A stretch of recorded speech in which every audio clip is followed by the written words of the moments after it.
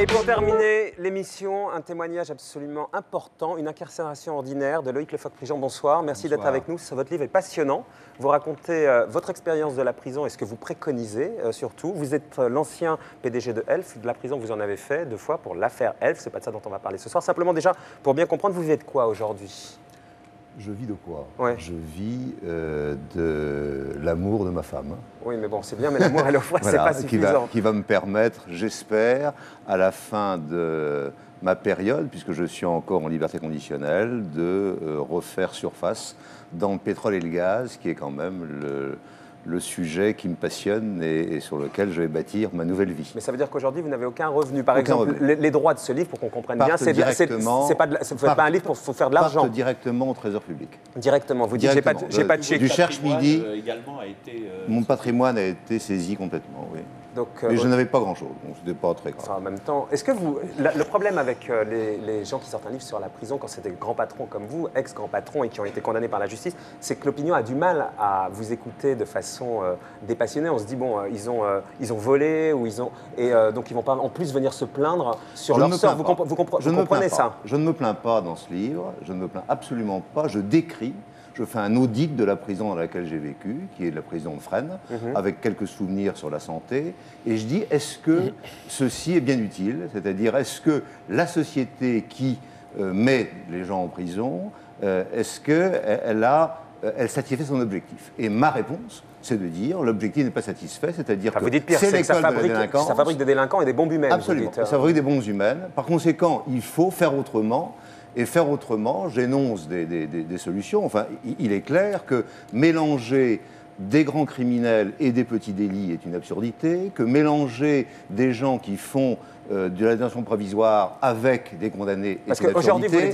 Mélanger des malades mentaux avec des gens qui ont été des petits voleurs est une absurdité. Donc l'absurdité. Vous voulez dire qu'aujourd'hui on met tout le monde dans le même sac? Il n'y a pas du tout de cas par cas. Vous êtes condamné et vous pouvez vous retrouver aussi bien à côté d'un pédophile que d'un bandit, que d'un meurtrier. Tout est mélangé, tout est dans le même sac. Vous étiez avec qui par exemple en prison? Moi j'étais avec des gendarmes, des gardiens de prison, des fonctionnaires. Grossièrement, il y avait 2 pédophiles, un type qui avait tué 2 personnes, un autre gardien de prison qui avait tué une gardienne de prison et qui était très frappé. Enfin bon, j'ai eu également 2 ou 3 personnes qui, j'ai toujours pas bien compris ce qu'ils avaient fait, et eux non plus. Enfin, donc, voilà, mais il y a un mélange décrivez concrètement, avant de vous proposer vos solutions, ce que vous avez vécu. Vous aviez d'abord un traitement de faveur parce que vous étiez malade, donc le traitement de faveur c'était une douche par jour. Normalement, un prisonnier, c'est... 3 douches par jour. Non, 3 jours par semaine. 3 jours par semaine. 3 douches par semaine. 3 jours par semaine, en principe, le lundi, mercredi, vendredi. Donc le samedi, dimanche, il n'a pas de douche, et le mardi, jeudi, il n'a pas de douche. Voilà.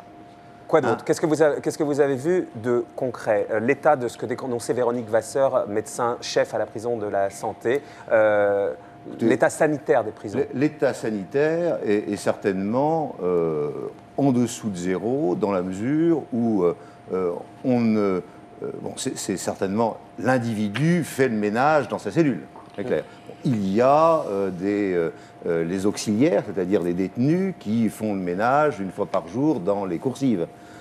Mais, par exemple, dans les douches, il y a une douche collective à 6 alvéoles, il y a le plafond qui tombe sur la tête. Il faut ouvrir la fenêtre, même en plein hiver, si jamais on voit quelque chose. Parce que l'eau chaude, c'est fini, on ne voit plus rien. Donc, on ouvre. Vous avez vu circuler du shit en prison, vous dites l'alcool est interdit, mais le shit circule... Écoutez, c'est relativement facile de sentir l'odeur du shit. Quand on a une certaine habitude, donc on rentre dans certaines cellules ou certains locaux collectifs, on sent bien qu'il y a du shit. Et d'ailleurs, c'est une manière de calmer les détenus. Donc, vous diriez que c'est autorisé? Non, c'est pas autorisé. Non, c'est pas autorisé. C'est complètement interdit. Mais il se trouve que dans l'esprit de l'ensemble des acteurs de la prison, le fait d'avoir des gens calmés est une bonne chose. Alors, on les calme au Lexomil, au Terralène, et puis les drogués, on leur colle du Subutex. Bon, ils sont drogués à mort. Bon. Et puis, par ailleurs, si jamais le shit est là, c'est pas un mal, parce que comme ça, ils sont calmes. Il faut savoir que 1800 personnes ont un terrain de jeu pour 20 personnes. 1800 personnes. C'est-à-dire que ces jeunes qui ont 20 ans, 25 ans, ont du sport, si jamais ils restent au-delà de 6 mois, une fois par semaine dans une cour. Une fois par semaine, 1 heure. Donc, je veux dire que rien n'est fait. Les soins, vous dites que c'est... la nuit en plus. Elle a écrit la nuit aussi. Oui. La nuit, c'est ça. Vous dites c'est surtout la peur de ne pas pouvoir appeler personne de 17h30 à 7h du matin qui habitent les détenus. Chacun sent bien son impuissance à faire face à un accident et la plupart des morts ont lieu la nuit. L'appel rencontre le vide et ce sentiment d'abandon est destructeur. Vous-même, vous avez commencé, je sais pas, par exemple, à parler tout seul la nuit pour avoir quelqu'un? Non. Moi, j'écrivais. Alors, ouais. c'est une des raisons pour laquelle ce livre existe. J'ai fait ça en prison, comme d'autres. Mais il y a des gens qui hurlent, effectivement. Et à partir du moment où on hurle, on peut attendre 1-2 heures avant que quelqu'un vienne. Parce qu'à partir de 17h30, les gardiens de prison n'ont plus les clés. C'est seulement le chef qui a les clés, et le chef, il est à 500 mètres de l'endroit. Les gardiens de prison, on a l'impression que vous les mettez un peu tous dans le même sac, ce qui paraît un peu... Non, pas du tout. Vous dites, moi j'en avais un qui avait un petit air vicieux, un autre un pervers, deux autres sont des primates officiels. C'est un métier sans intérêt, c'est aussi un métier d'intérêt général, quoi. J'ai un avis nuancé sur les surveillants. Première chose, c'est que les surveillants de prison sont des gens qui sont du même milieu que les délinquants, et ils vivent dans les mêmes endroits. Et ce sont des laissés pour compte. C'est-à-dire que on est surveillant de prison si jamais on a échoué à tous les autres concours. Et on est là. Alors, il y a quelquefois des gens, j'ai vu des gens qui avaient des BTS ou qui avaient des licences, qui étaient gardiens de prison, mais ils ont échoué partout. Et ils se retrouvent là et ils sont déclassés. Parce que, qu'est-ce que c'est la prison ? Ils se vengent ? Certains se vengent, pas tous. Non. D'une manière générale, individuellement, les surveillants sont de chic type et je n'ai aucune difficulté avec eux. Collectivement, c'est-à-dire quand il y en a 4 ou 5 ensemble, à ce moment-là, ils surveillent l'un l'autre et ils essaient de faire ce que vous préconisez, ce qui va complètement à l'encontre de ce qu'on vit aujourd'hui, vous dites ne pas voir d'autre solution que de faire disparaître le plus grand nombre de prisons, ne gardant incarcérés que les condamnés dangereux pour la société. Absolument. Le débat qui honorerait les intellectuels français au moment de la surpopulation carcérale devrait être faut-il supprimer les prisons? Comme il y a 30 ans, c'était faut-il supprimer la peine de mort? Mais vous êtes à contre-courant. Je suis à contre-courant, mais la solution qui est préconisée aujourd'hui, c'est-à-dire la prison, fait l'inverse. La société ne se protège pas avec la prison telle qu'elle existe.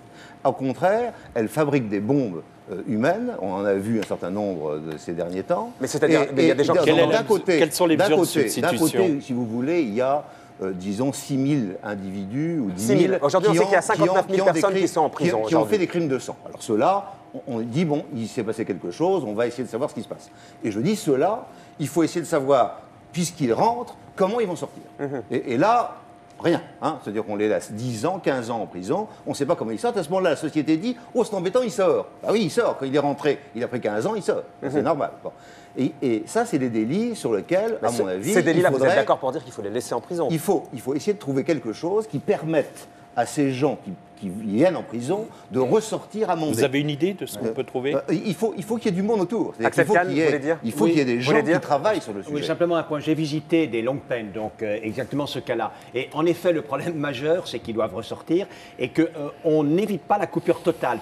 On ne peut pas les laisser à l'extérieur. Il faut absolument que la société entre à l'intérieur de la prison. Absolument. De telle sorte que le lien ne soit pas coupé. Si le lien est coupé pendant 30 ans, les gens sont totalement dans l'incertitude quand ils sortiront. Et naturellement, ils sortiront. Et alors donc ces gens-là sont les criminels, je dirais. Il y en a 6 000. Il y en a 6 000 ou 10 000. Enfin bon. Voilà. Et le reste, vous voulez dire que pour les 50 000 autres, les 40 000 autres ou 50 000 autres, selon les époques. Vous, par exemple, vous avez été condamné. Moi, je considère que j'aurais dû être banni, c'est tout. On aurait dû dire voilà, le floc, on n'a pas envie qu'il soit là en France. Par ailleurs, dans la Grèce antique, j'aurais été banni. Voilà, c'est tout. Enfin, j'ai pas commis de crime. Mais ça veut dire quoi? Vous voulez dire qu'on doit... Non, en ce qui me concerne. Mais les autres, il nous reste une minute. Les autres, vous proposez quoi? Parce que vous allez à l'encontre quand même de la société. Absolument. Vous proposez quoi? Pour terminer, il reste une minute. L'ensemble des peines alternatives, c'est-à-dire les bracelets électroniques, les contrôles, la réparation. C'est-à-dire quand on fait une atteinte au bien, la question essentielle pour les victimes, c'est comment on répare. Or là, on met les gens en cabane, ils ne travaillent plus et ils ne réparent pas. C'est complètement stupide.